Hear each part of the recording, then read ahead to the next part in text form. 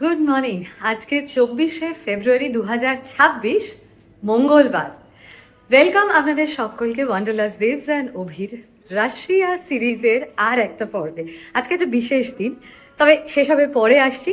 চলুন আজকে আগে ব্রেকফাস্টে ঝটপট সেরে নিই, আর তারপরে আজকে আমরা, এখন তো জানেন আপনারা যারা দেখছেন আমাদের রাশিয়া সিরিজ, সেন্ট পিটার্সবার্গের নভোটেলে রয়েছি।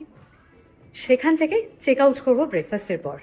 কোথায় যাচ্ছি সব গল্প আসছে সঙ্গে। আজকে আমার প্লেটটা বেশ এরকম কালারফুল, লেটিউস, তার সাথে প্রচুর গ্রিনস, চিজ, এদিকে হ্যাম, আর তার সাথে অভিকের মনে হয়েছে এটা এবং গুলে মাছের মতন দেখতে, বাল্টিক সি এর একটা মাছ। কি গুলে মাছটা ফ্রাই করবে? তুমি খেয়ে দেখো, যদি ঠিকঠাক হয় তবে আমি বলবো। পাগল নাকি ওসব কেউ খায়? এবার এই বাল্টিক স্প্র্যাচ, এটা বেটার খেতে। বাটার ফিশটা বেশ সল্টি, অবভিয়াসলি সমুদ্রের মাছ, একটু আষ্টে গন্ধ ছড়ানোর জন্য। হেরিংটাও তাই, বেশ আষ্টে গন্ধও আছে, তবে এটা কিন্তু ভালো খেতে। বাল্টিক সাগরের স্প্র্যাটস। আজকে আমাদের জার্নি হবে, আমরা এখন আছি -10 ডিগ্রিতে, সেখান থেকে -20তে। আর আর্কটিক স্যাটেলে এই প্রথম আমাদের যাওয়া, বিশাল অ্যাডভেঞ্চার হতে যাচ্ছে। জানি না কতটা সাস্টেন করতে পারবো, যতটা সম্ভব আমরা রেডি হয়ে এসেছি, কিন্তু -20, বাপরে বাপ। যেটা আমি আমাদের আগের এপিসোডেও বলেছি, আবারও বলছি, রাশিয়াতে কিন্তু লোকজন প্রচন্ড হেল্পফুল। এই যে আমরা এখন হোটেল থেকে চেক আউট করলাম, ক্যাব বুক করব, তো আমাদের হোটেলের যে রিসেপশনিস্ট ছিল সেই নিজের মোবাইল থেকে ক্যাব বুক করে দিল। হ্যাঁ, অবভিয়াসলি ওটা ক্যাশ করে যেতে পেটা আমাকে করতে হয় ক্যাশে, বাট এখানকার যেটা মেইন প্রবলেম, আপনি লেখা বা কোথায় আসছে এই লোকেশনগুলো বোঝাটা একটু ডিফিকাল্ট। সেগুলো যাতে প্রবলেম না হয়, যদি আপনি বলেন ওরা কিন্তু সঙ্গে সঙ্গে আপনাকে হেল্প করে দেবে।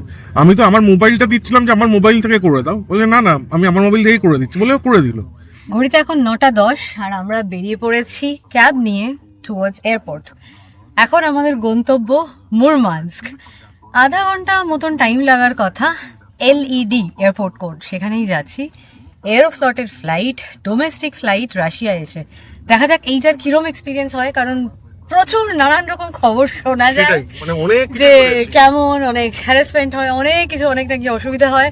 বাট দেখা যাক আমাদের কি এক্সপিরিয়েন্স হয় আজকে। যেটাই হয় আপনাদের সাথে তো শেয়ার করছি, সঙ্গে থাকুন, কারণ আজকে দিনভর প্রচুর হুল্লোড়। এরোফ্লটের ফ্লাইট আমাদের সকাল 11:30, এখান থেকে 2 ঘন্টা টাইম লাগবে, 1:30টায় পৌঁছানোর কথা মুরমানস্ক। আর এই যে এখন একটা সকালবেলার সিটি ট্রাফিক, তো মোটামুটি এয়ারপোর্ট পৌঁছতে আধা ঘন্টা 40 মিনিট লাগার কথা। আর ফেয়ার হয়েছে 982 রুবেল। সেন্ট পিটার্সবার্গ শহরটা ছাড়িয়ে আসার পর এখন যত এয়ারপোর্টের দিকে যাচ্ছি, রাস্তাঘাট মানে আলাদাই দুর্ধর্ষ। চারিদিকে বরফ, আর এই পাতাবিহীন যে গাছগুলো সোজা দাঁড়িয়ে আছে, একটাও পাতা নেই, তার মধ্যে সাদা সাদা, মানে আলাদাই দুনিয়া একদম। এয়ারপোর্টের বাইরেটা একটু দেখে নিন। ছোট্ট এয়ারপোর্ট, খুব একটা বড় মনে হচ্ছে না, তবে যাব। জাস্ট ক্যাব থেকে নামলাম, ঠিক 10টা বাজে, 11:30টায় ফ্লাইট, টাইম আছে না। Let's go. বাইরে কিন্তু ঠান্ডা, গাড়িতে বসে থাকছি বুঝতে পারছি না। এখন নেমে অবশ্য ঢুকে যাব এক্ষুনি এয়ারপোর্টের মধ্যে, ওই জন্য আর খুব কিছু পড়া বাইরে জোর করে এক্ষুনি গায়ে এত কিছু চাপানোর কোনো মানে হয় না। ওয়াও, দেখুন চারিদিকের অবস্থা। ফ্লাইটে এমনকি পেট নিয়েও যাচ্ছে লোকজন। আচ্ছা, আমাদের সিকিউরিটি চেক হয়ে গেল, আমরা বোর্ডিং পাস নিয়ে নিয়েছি, লাগেজ সাবমিট হয়ে গেছে। আমাদের এরোফ্লটের ফ্লাইট এবার, অনেক জায়গায় অনেক ভিডিওতে আমি শুনেছি যে এদের অনেক প্রবলেম আছে, লাগেজের একটু বেশি হলে এরা ঝামেলা করে, কিন্তু আমার যেটা মনে হয় যে আমরা একটু ওই সস্তার ফ্লাইট টিকিট কাটার জন্য এমন টিকিট কেটেনি যেখানে লাগেজটা কি আছে সেটা আমরা না দেখে কাটি। আমাদের লাগেজ মোটামুটি পার হেড 26 কেজি, আর চেক ইন ব্যাগেজ মোটামুটি 10 কেজি ছিল। আমাদের কোনো প্রবলেম হয়নি, একদম স্মুথ। আমরা এখন যাচ্ছি গেট নাম্বার 15-এর দিকে। গেট নাম্বার 15 থেকে আমাদের ফ্লাইট ছাড়বে মুরমানস্কের জন্য। এই জিনিসটা আমার কাছে খুব কনফিউজিং লাগছে। এটা তো ডোমেস্টিক এয়ারপোর্ট, ডোমেস্টিক এয়ারপোর্টে এত সুন্দর সব, যেটা আমাদের ইন্টারন্যাশনালে থাকে নর্মালি, ভাবা যায় না। আমাদের ফ্লাইট SU6341, এই ফ্লাইটটা যেরকম বললাম ফ্লাইং টাইম মোটামুটি 2 ঘন্টার কাছাকাছি। আমাদের টিকিটের খরচ কত পড়েছে? এক তো আমরা লাগেজ অ্যাড করিয়েছি, যেটা অভিক বললো, এবং এটা খুব ইম্পর্টেন্ট। মানুষজন চেক ইন ব্যাগেজ ছাড়াই টিকিট কেটে ফেলে এবং বলে যে রাশিয়ায় ফ্লাইট খুব সস্তা, ডোমেস্টিক তো আপনি 6 আর 10 হাজার টাকার মধ্যে পেয়ে যাবেন। Not at all. আমাদের প্রায় 20,000 করে এক একজনের এক একটা টিকিট পড়েছে, check in baggage, cabin baggage সব নিয়ে 23 কেজি প্লাস যেটা কেবিন ব্যাগেজ। আর দ্বিতীয়ত হচ্ছে রাশিয়াতে এই সময় মানে গতকাল পর্যন্ত মানডে পর্যন্ত একটা লং উইকেন্ড ছিল। তো লং উইকেন্ড হলে যা হয়, ডোমেস্টিক ট্রান্সফার ইন্টারনাল অনেক বেড়ে যায় একটা দেশের মধ্যে। যেহেতু লং উইকেন্ড পড়ে গেছে ছুটি ছাটা, সেই কারণেও কিন্তু ফ্লাইটের ডিমান্ড বেশি থাকায় প্রাইসটা আমাদের একটু বেশিই পড়েছে। তো এই সমস্ত জিনিসগুলোর উপরে ডিপেন্ড করে আমরা যদিও অনেকদিন আগেই কেটেছি, আমরা জানুয়ারিতে, আর্লি জানুয়ারি আমরা টিকিট কেটেছি। তো এমন না যে খুব লাস্ট মোমেন্ট টিকিট কেটেছি বা খুব রাশড ডিসিশন ছিল, সেই জন্য ফ্লাইট ফেয়ার বেশি। তো সেটা দেখে নিয়ে বুঝে নিয়ে কাটবেন। অনেকে বলে 6,000 টাকায় নাকি রাশিয়া ডোমেস্টিক ফ্লাইট হয়, আমরা তো সেটা পাইনি। আমরা এবার বোট করছি আমাদের ফ্লাইটে। বাসে করে এলাম, আর মানে এটা আমি এক্সপেক্ট করিনি বাসে করে আসতে হবে। এই জন্য গরম জামাটা আমার সব ঢুকিয়ে রেখে দিয়েছিলাম, আবার বার করলাম, আবার পরলাম। ওফ, ব্যাপক মজা কিন্তু এই ঠান্ডাটায়। দূরে ওই জায়গাটা স্মার্টাভিয়ার ক্রাফটও দাঁড়িয়ে আছে দেখছি, এয়ারক্রাফট। ওটাও আরেকটা আপনার লো কস্ট বাজেট এয়ারলাইন্স আই। আর আমাদেরটা তো এরোফ্লট। এই যে সামনের ফ্লাইটটা, এই ঠান্ডার মধ্যে এত লোক দাঁড়িয়ে আছে, আমাদেরকে এখানে এরকম ভাবে দাঁড়িয়ে থাকতে হচ্ছে বাইরে -9-10 ডিগ্রি টেম্পারেচারে। যাই হোক, একটা কথা বলে দিই, যতক্ষণ দাঁড়িয়ে আছি বোর্ডিং এর জন্য, এই রাশিয়ার ডোমেস্টিক এয়ারলাইন্সের টিকিট কাটা কিন্তু ইন্ডিয়া থেকে একটু চাপ। যেমন রেলওয়ের বুলেট ট্রেনেরটা কেটেছিলাম railrussia.com থেকে, এটা কিন্তু আমরা কোনো রিস্ক নিইনি, আমরা একজন এজেন্টের সাহায্য নিয়েছিলাম। দরকার লাগলে বলবেন, আমি কমেন্টে দিয়ে দেবো বা ইনবক্স করলে পেয়ে যাবেন।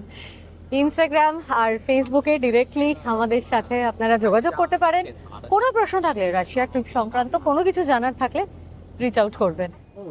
ভেতরে ঢুকে এবার শান্তি। কত নম্বর গো আমাদের সিট? ডিই। হ্যাঁ, আমি ঢুকে যাবো। এই যে, ওকে, বোর্ডিং কমপ্লিট হয়ে গেছে। বেশ একটা ইন্টারেস্টিং ব্যাপার দেখুন তো, আমাদের বাঁ দিকে এ আর সি দুটোই সিট নাম্বার, বিটা নেই। হ্যাঁ, তারপরে এদিকে অভিকে ডি, আমারই এদিকে এফ, উইন্ডো সিট। আর আরেকটা ব্যাপার হচ্ছে লেগ স্পেস কিন্তু বিরাট রয়েছে, বেশ স্পেসিয়াস। তবে এরকম এই 2+3 সিটিং এর ফ্লাইট আমরা এই প্রথমবার। আচ্ছা, আমরা মেনলি যে ধরনের ফ্লাইটে চড়ি, মানে ধরুন এয়ারবাস বা বোয়িং, এখন বোয়িং কন্ট্রোভার্সিতে, তো এইটা কিন্তু ওই দুটোর একটাও নয়। এটা হচ্ছে সুকোই সুপারজেট 100। এটা একটা রাশিয়ান ফ্লাইট। এবার এখানে আমাদের মোটামুটি লাগছে হচ্ছে এখান থেকে মুরমানস্ক 1 ঘন্টা 50 মিনিট।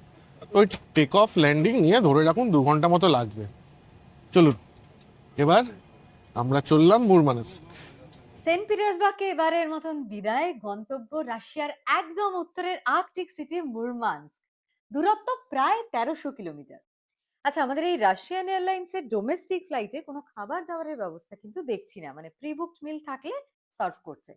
তবে জল চাইলেই অ্যাভেলেবল, কারণ এয়ারপোর্টে আমাদের সমস্ত জলের বোতল নিয়ে নেওয়া হয়েছে, এমনকি ফাঁকা বোতলও রাখতে দেয়নি। যাকে তথ্যটুকু দিলাম। এবারে নিচে দেখুন, এন্ডলেস, অনন্ত বরফ রাশি, কি ল্যান্ডস্কেপ, মানে জমা নদী, ফ্রোজেন লেক, কি কি পেরোচ্ছে, মানে শুধু সাদা আর সাদা যত দূর চোখ যায়। এটা তো আমাদের চেনা পৃথিবীর রূপ নয়, একেই বোধহয় বলে অপার্থিব। আর্কটিক সার্কেল, উফ, ভাবতেই গায়ে শিহরণ জাগে। আর্কটিক সার্কেল হলো পৃথিবীর একটা ইমাজিনারি জিওগ্রাফিক্যাল লাইন। রাফলি 66.5 ডিগ্রি নর্থ ল্যাটিটিউডে এই লাইন ক্রস করার পরেই প্রকৃতির নিয়ম যায় বদলে। এই রিজিয়নে উইন্টারে কিছুদিন সূর্য ওঠে না, যাকে বলে পোলার নাইট। আর সামারে কিছুদিন সূর্য ডোবে না, যেই রেয়ার সায়েন্টিফিক ফেনোমেননকে বলে মিডনাইট সান। সেন্ট পিটার্সবার্গ থেকে প্রায় 1000 কিলোমিটার উত্তরেই শুরু হয়ে যায় আর্কটিক রিজিয়ন, যেখানে শীতে টেম্পারেচার -20, -30 পর্যন্ত হতে পারে। আর এই ফেব্রুয়ারিতে -20 থেকে -22 তো আশা করাই উচিত। আমরা যাচ্ছি মুরমানস্ক, যেটা আর্কটিক সার্কেলে পৃথিবীর বৃহত্তম শহর। চোখে বিশাল স্বপ্ন নিয়ে এইখানেই রাতের আকাশে দেখা যেতে পারে প্রকৃতির সবচেয়ে রহস্যময় magical light show, Northern lights. আজ রাতে কি আমরা দেখতে পাবো প্রকৃতির সেই রহস্যময় বিস্ময়, the aurora borealis? Welcome to the Arctic Circle. চারিদিকে ধূসর, শুধু ধূসর, স্নোফল হচ্ছে, কোনো রং নেই জায়গাটায়। -9। উঠলাম বাসে, বাসের মেঝেটা দেখুন পুরো ভিজে, জল জলে একদম। আর এই হলো বাইরের অবস্থাটা। মোটামুটি উঠে পড়তে হয়েছে। এবার এই ফ্লাইটটা থেকে নামলাম আমরা সবাই। ছোট্ট একটা এয়ারপোর্ট, ওই যে দেখা যাচ্ছে ওদিকেই যাবে আমাদের বাসটা। কি যতটা ঠান্ডা ভেবেছিলাম অতটা লাগেনি এখনো। এই -5 না? এবার দেখা যাক কি লাগে। মুরমানস্কে ল্যান্ড করে গেছি, কিন্তু আমাদের লাগেজটা এখনো আসেনি। তো সেটা নিয়ে একটা হচ্ছে, একটা লাগেজ এসছে, একটা আসেনি। চলুন দেখি। আমাদের একটা লাগেজ আসেনি, তো মেন যে লাগেজটা সেটা চলে এসছে। থ্যাঙ্কফুলি মেন লাগেজটা এসছে, যেখানে সব শীতের জামা কাপড় আছে। আর অন্য লাগেজটা কিছু গ্লাভস টাভস ছিল, ঠিক আছে, ওটা কালকে ওরা ডেলিভার করবে। যা করবো দেখা যাবে। এখন টাইম ওয়েস্ট করে লাভ নেই। পসিবল নয়, জাস্ট বেরিয়ে যেতে হবে। দেখা যাক কি হয়। এটা একটা ঝামেলা তো হলো বটেই। চলো, সবকিছু থেকেই শেখা যায়। হ্যাঁ একদম। আর ওয়েট করা যাবে না, সময়ও নষ্ট করা যাবে না। যা ওয়েদার এখানে আমাদের জন্য ওয়েট করছে, যেখানে মানে পৌঁছে যাওয়ার, জাস্ট পৌঁছে যেন যাই। একদম। কোথা দিয়ে যাচ্ছি দেখুন। সামনে রাস্তাটা দেখুন, মানে স্বর্গ রাজ্য, স্বর্গ। My goodness. আমরা এখন যাব আমাদের মুরমানস্কে এসে প্রথম ডেস্টিনেশন হচ্ছে ইকো হোটেল অরোরা ভিলেজ। তো বিফোর উই গো দেয়ার, এত প্রচন্ড ধূসর একটা বিভৎস স্নোফলের ওয়েদার এখানে। মুরমান সিটিকে বাইপাস করে কিন্তু আমাদের চলে যাওয়ার কথা অরোরা ভিলেজে, কিন্তু আমরা জাস্ট একটু দাঁড়ালাম। অভিজ্ঞতার শপে গেছে, কিছু টুকিটাকি জিনিস কেনাকাটার আছে, সেটা করে নিয়ে অভিক এলেই আমরা একটা জাস্ট একটা কুইক 5 মিনিটস পজ নিয়েছি এখানে। নিয়ে ও এলেই, আমি আর এই ওয়েদারে গাড়িতে বসে থাকতে পারলাম না, তাই ভাবলাম নামি, আপনাদেরকেও দেখাই, আমি নিজেও এনজয় করি। আর এরপর সোজা এখান থেকে আরও মিনিট 45 ড্রাইভ হবে eco hotel aurora village. Glass ইগলুতে থাকবো, আর অফকোর্স সেগুলো সব আপনাদেরকে দেখাচ্ছি। তো চলুন আমাদের সাথে মুরমানস্ক এক্সপ্লোর করতে। বলে দিই, ভাগ্যিস আজকে আমরা ক্যাবটা বুক করেছিলাম এয়ারপোর্ট থেকে অরোরা ভিলেজের জন্য। ইয়ান্ডেক্স গোতে মোটামুটি 5,000 রুবেল দেখাচ্ছিল, কিন্তু আমরা খুব একটা ভরসা পাচ্ছিলাম না। এত ছোট একটা এয়ারপোর্ট, ততোধিক রিমোট একটা জায়গায় আমরা যাব, তাই রাশিয়ান লোকাল অপারেটর থেকেই আমরা ক্যাব বুক করেছি। 6,000 রুবেল হলেও নিশ্চিন্ত। অ্যালবার্ট আজ এসছে আমাদের পিক আপ করতে, এয়ারপোর্টেই প্ল্যাকার্ড নিয়ে ওয়েট করছিল আমাদের জন্য।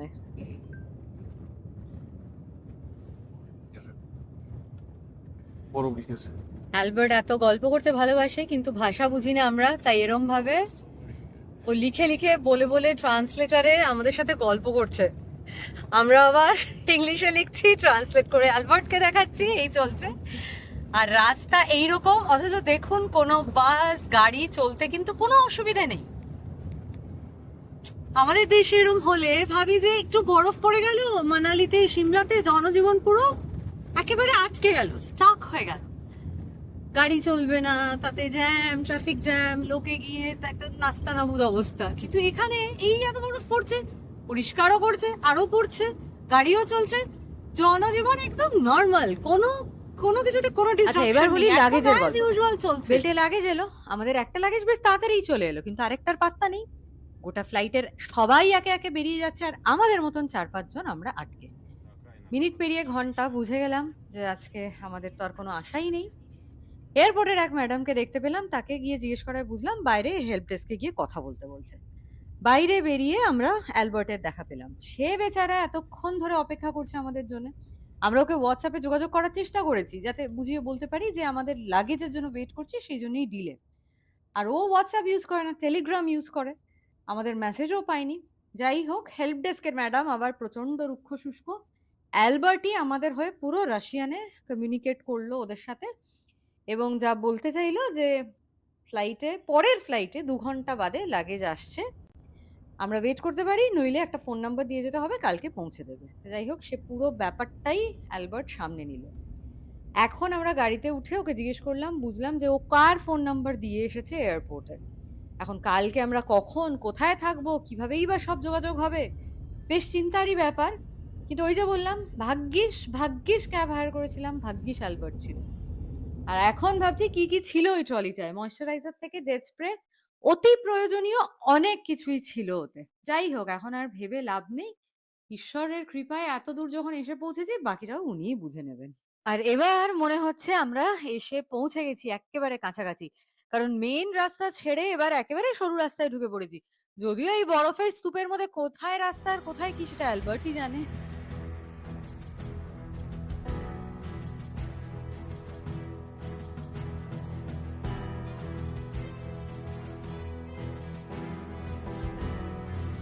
আমরা জাস্ট পৌঁছালাম অরোরা ভিলেজ। এই লাগেজটাকে এবার নিয়ে যেতে হবে তো। চলো, তুমি এটা ধরো, আমি নিচ্ছি ওটা। ওকে, এটা মনে হচ্ছে রিসেপশন। দেখি কথাবার্তা বলে। হ্যালো। ছোট্ট কিউট একটা রিসেপশন এরিয়া, এটাই রেস্টুরেন্ট যা দেখে মনে হচ্ছে। এখানে একজন খাওয়া দাওয়া করছে, আর এই যে একটা ডোম, কি সুন্দর সাজানো গোছানো। আপাতত রুমে চেক ইন করি, তবে ওখানে কি সব গল্প জুড়েছে। কোথায় এসে পড়লাম দেখুন, কোথায় ছিলাম। কলকাতা দিন ছাড়লাম, প্রায় 30 ডিগ্রি তো ছুঁয়েই গেছিল। আজকেই সকালে দেখলাম বাড়িতে ফ্যান চলছে, আর আমরা কোথায় চলে এলাম, কোন জগৎ এটা। ও মাই গড। চারদিকে এখন গান চলছে, আর আমরা আছি অরোরা ভিলেজে। এই চারদিকে যে ছোট ছোট রুমগুলো দেখতে পাচ্ছেন, এগুলো এক একটা এদের রুম। এগুলো হচ্ছে গ্লাস ইগলু রুম। জায়গাটা অসাধারণ, আর আস্তে আস্তে এখন আকাশটা ক্লিয়ার হচ্ছে। আর যদি আমাদের কপাল ভালো থাকে, তাহলে কিন্তু রাত্রিবেলা অরোরা দেখার একটা চান্স আছে আজকে। আমরা সারা রাস্তা আসার পথে যে স্নোফলটা পেলাম, এত বরফ পড়েছে এখানে, দুজন মিলে কন্টিনিউয়াসলি পরিষ্কার করছে। আজ সকালে যেমন দেবশ্রী বলেছিল, আজকে একটা স্পেশাল দিন, আজ আমাদের 15th অ্যানিভার্সারি। তো সেই জন্য ইনারাও এখানে একটা ছোট্ট গিফট আমাদের জন্য দিয়ে গেছে। ওয়াও, একটা জানি না আর কি কিছু গিফট আছে champagne, আমাদের জন্য।